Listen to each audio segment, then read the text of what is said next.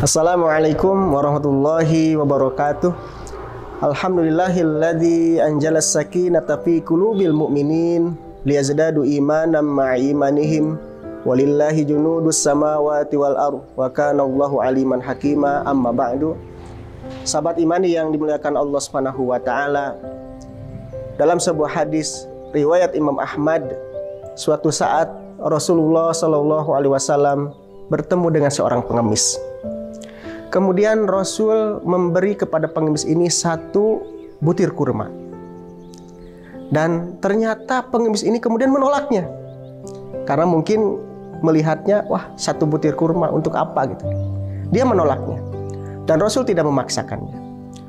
Kemudian berlalulah pengemis itu, dan tidak lama kemudian Nabi bertemu lagi dengan pengemis yang kedua. Dan pengemis yang kedua ini kemudian sama dikasih oleh Rasul satu butir kurma. Dan ternyata pengemis yang kedua ini menerima dengan senang hati, menerima dengan bahagia. Maka diterimalah satu butir kurma dari Rasul itu sambil mengatakan, Alhamdulillah mendapatkan satu butir kurma dari Rasulullah SAW. Maka kemudian Rasulullah SAW mengatakan kepada khodimahnya, kepada pelayannya, wahai khodimahku, pergilah engkau ke rumah Ummu Salamah, ke rumah istri Rasul, ke rumah Ummu Salamah, ambil darinya 40 dirham, kemudian kasihkan kepada pengemis ini. Maka dikasihkanlah akhirnya 40 dirham kepada pengemis ini. Hadis ini dikutip oleh Imam Ibnu Katsir ketika beliau menafsirkan ayat dalam surat Ibrahim ayat 7. A'udzubillahi minasyaitonirrajim. La in syakartum la azidannakum. Jika kalian bersyukur kepada nikmatku kepadaku, maka sungguh aku akan menambah nikmat kepada kalian. Sahabat imani yang dimuliakan Allah Subhanahu wa taala, dalam tafsir Ibnu Katsir ini seolah-olah ingin menjelaskan kepada kita, ketika kita bersyukur, berterima kasih kepada Allah Subhanahu wa taala, seberapa besar pun nikmat yang Allah berikan, dan kita yakin nikmat yang Allah berikan kepada kita ini adalah nikmat yang sangat banyak, nikmat yang sangat luar biasa. Cuma kadang-kadang kita merasa seolah-olah suatu saat mendapatkan nikmat yang sedikit, padahal nikmat Allah itu sangat besar. Kita mensyukurinya, maka Allah berjanji la azidannakum dalam ayat itu dengan pakai taukid 2, bahwasanya aku akan menambah nikmat kepada kalian. Dan tambahannya, bagaimana Rasulullah menggambarkan ketika pengemis tadi bersyukur, berterima kasih, berbahagia ketika mendapatkan walaupun hanya satu butir kurma, maka tambahannya 40 dirham.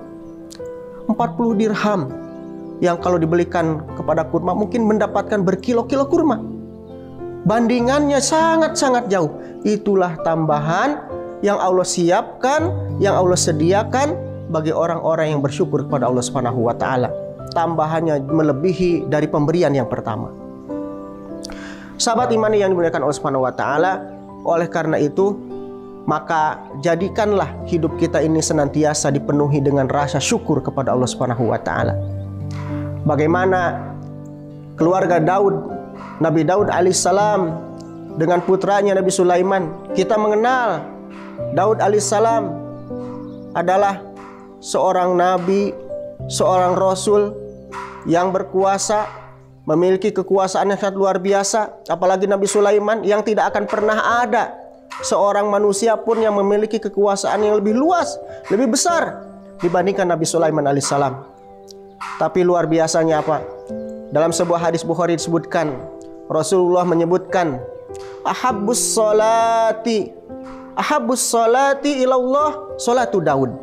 Salat yang paling Allah sukai itu adalah salatnya Nabi Daud. Wa ahabbus siyami ilallah siyamu Daud. Dan saum yang paling Allah sukai itu adalah saum Daud, puasa Daud. Puasa Daud. Seperti apa salatnya Nabi Daud? Disebutkan dalam hadis itu, salatnya Nabi Daud, beliau tidur setengahnya, setengah malam, kemudian sholat sepertiganya, dan tidur lagi seperenamnya. Jadi sholat sepertiga malam, setiap hari seperti itu. Sholat sepertiga malam itu kalau kita hitung misalkan dari Isya tidur, bangun jam 12, jam setengah 1 itu sholat sampai jam 3. Itulah sholat Nabi Daud, dan itulah sholat yang Allah paling sukai. Dan saum atau puasa yang paling Allah sukai itu adalah puasanya Nabi Daud. Seperti apa puasa Nabi Daud? Kita sama-sama tahu. Puasanya Nabi Daud itu adalah sehari saum, sehari buka, sehari saum, sehari buka, terus begitu. Tidak ada saum yang paling banyak, ya saum sunnah, yang hitungannya dalam 1 bulan, kecuali saumnya Nabi Daud. Dan itulah bentuk rasa syukur Nabi Daud atas nikmat Allah Subhanahu wa taala. Dan kemudian Allah tambah nikmat-nikmat kepada beliau. Makanya dalam surat Saba disebutkan, i'malu ala Daud syukra. Beramallah wahai keluarga Daud syukra, sebagai rasa syukur. Ini ayatnya, perintah bersyukur. Tapi uniknya apa? Tidak langsung bersyukurlah kamu wahai keluarga Daud, tidak begitu kalimatnya. Tapi i'malu ala Daud syukra. Bekerjalah, beramallah, berusahalah wahai keluarga Daud sebagai bentuk rasa syukur. Maknanya apa? Maknanya adalah bahwasanya rasa syukur kita kepada Allah itu bukan hanya sekadar ucapan alhamdulillah. Itu juga bagian dari rasa syukur. Tapi rasa syukur itu harus diimplementasikan dalam bentuk amal soleh.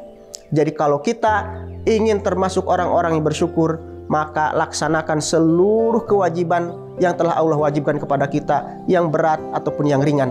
Laksanakan apa yang Allah sunnahkan, perintahkan, dan jauhi apa yang Allah cegah, Allah larang, Allah haramkan kepada kita semuanya. Itulah bentuk rasa syukur.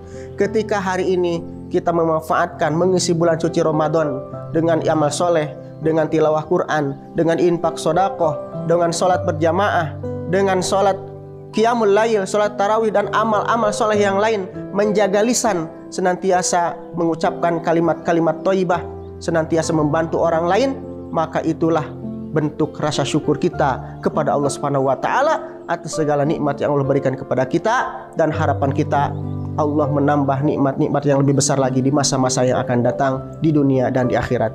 Wabillahi taufiq wal hidayah. Wassalamualaikum warahmatullahi wabarakatuh.